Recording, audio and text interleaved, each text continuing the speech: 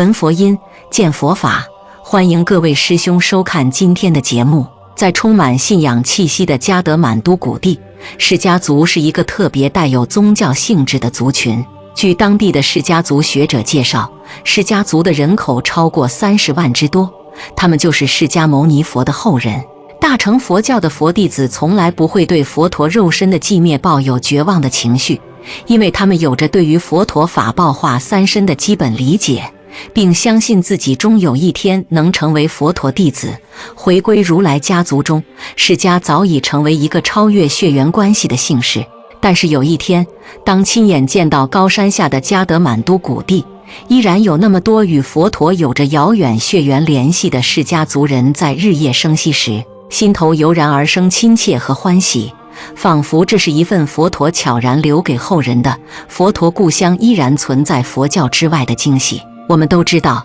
，2500年前，佛陀为探寻生老病死的解决之道而越城出家，更为度脱一切有情众生而建立僧团。但今日得释迦族后人中，每位男性成员一生中只会有一次短期出家，以纪念和礼敬这位族中圣者离尘修道的卓越精神。释迦族独有的佛法传承为核心的尼泊尔佛教却并没有僧团，取而代之的寺院住持者是在家修行人，这究竟是为什么？凤凰佛教顾问导师明显法师在连开一路海上丝绸之路巡礼中，通过对尼泊尔佛教的实地考察，深度挖掘释迦族后裔鲜为人知的历史和现状。今天小编就来和大家聊聊释迦族如今无人出家背后鲜为人知的真相，从出家到在家，尼泊尔佛教僧伽制度的演变。12世纪前，尼泊尔佛教有过传统意义上的出家僧团。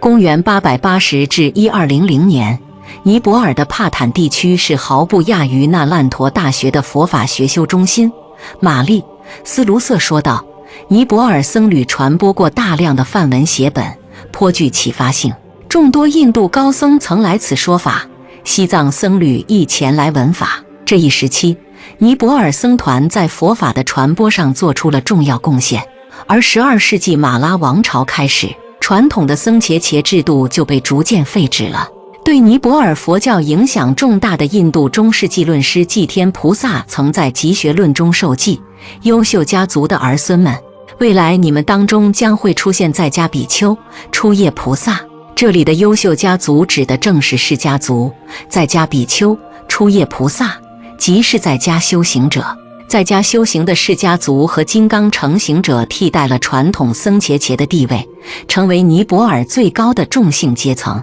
这一族群的男众在完成受戒仪式后就成为了释迦比丘与金刚成行者。但尼泊尔佛教没有戒律更完整的僧制，无法成为出家比丘那样圆满的僧宝。一般的男孩会在5至9岁短期剃度出家，他们会持10种戒律，并经历4天的僧侣生活。4天结束后，他们回到家中过回世俗生活。从早年的1-3年不等，到现在的4天出家，虽然释迦族人出家修行的时间已缩短，但从古至今他们维持着这一习俗，以表达对佛陀这位族中圣者、人天导师的虔诚敬意和追思。金刚成行者事实上比释迦比丘具有更高的社会地位，他们传授更为深入的密乘教法。然而，金刚成行者的人数在明显减少，他们依靠宗教仪式赖以为生，却只能收到很微薄的供养，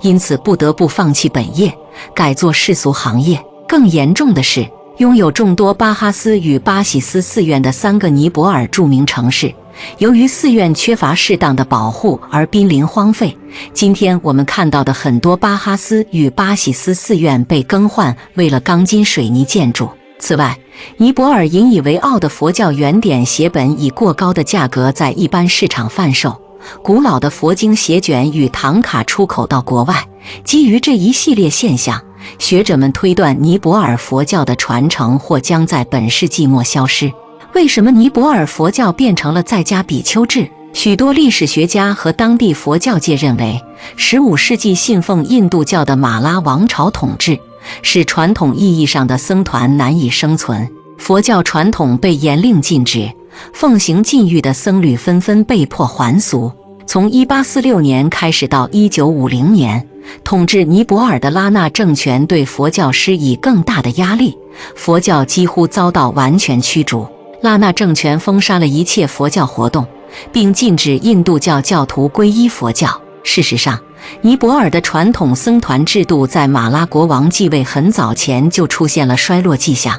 莲花生大士合集记载，早在公元8世纪，尼泊尔佛教就出现了瑜伽密宗的传承。到了马拉王朝时期，这一传承在尼泊尔加德满都山谷已十分普遍。根据尼泊尔著名释迦族学者 Minbahadur Sakhi 的观点，恰恰是这种在家比丘制才使得尼泊尔佛教的传承没有彻底中断并延续至今。由马拉王朝开启的尼泊尔、西藏商贸通衢，使尼藏人民可以自由往来，不仅传输货物，也将藏密的修学体系传入了加德满都，为危在旦夕的尼泊尔佛教注入了新的血液，使之重新焕发活力。另一方面，瑜伽密乘被认为是加速证悟的法门，而受到尼泊尔佛教界的推崇。然而，瑜伽密宗的修法原本需要信解及禅定功夫深厚的修行人才能够实践，但后期的密宗法师不论学人资质普遍予以传授，从而加速了尼泊尔传统僧伽伽制度的消失。寺院成为了已婚僧侣或瑜伽师的家，修行变成了机械的宗教仪式，佛陀和菩萨被当成独立于心之外的神明来供奉，纯粹的佛法修行之道也随之衰弱。尼泊尔佛教因此被西方学者称为一种腐败形态的佛教。释迦根本道场金庙里的灵童，释迦族根本道场所在地是加德满都的金庙，最早建于公元12世纪，历经损毁重建，保存至今。据释迦族人称，目前尼泊尔有30多万释迦族人，他们都以金庙为根本道场，追随并实践着佛陀的教法。金庙里没有僧团住持，而是由释迦族根本道场的释迦族成员轮流管理。由于释迦族人数庞大，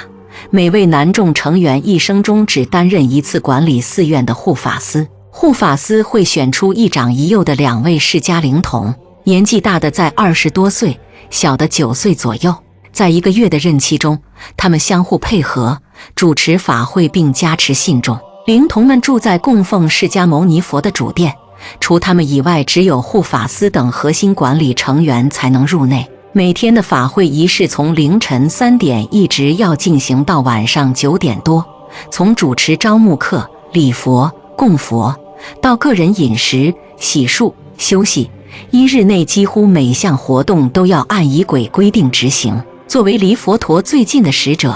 他们沐浴在佛陀智慧悲悯的慈光里，肩负着守护大众信仰的使命。9岁时曾当过灵童的释迦拉杰先生告诉我们，在他任期内并未感觉到身份与众不同，因为灵童的挑选是轮流制，轮到他的家族时，自己年龄正好相符，便就此出家，没有更特别的原因。毕竟佛性人人平等。现在的灵童拉杰先生从事的是佛像造像工作。佛陀在涅槃前曾受记，我涅槃后，佛像将代替我弘扬佛法。当年的释迦族人为了把佛陀的荣誉和尊严传承下去，将造佛像作为整个家族最核心的职业。释迦族根本道场金庙也起源于一位释迦族母亲对佛陀的意念，希望儿子塑造出一尊和与佛陀生前一般庄严相好的佛像。尼泊尔人精于佛像塑绘，不仅得益于早年文殊菩萨的点化和传授，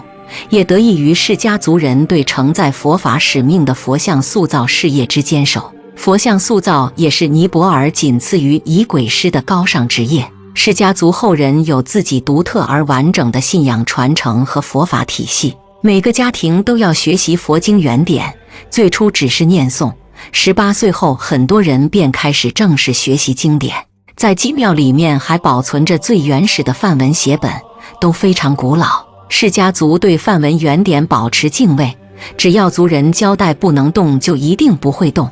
但某方面资格足够了，就可以进行学习。佛陀的教法以特有的方式融入每个释迦族人的家庭中，在缅怀族中先贤的同时亲历信仰的神圣。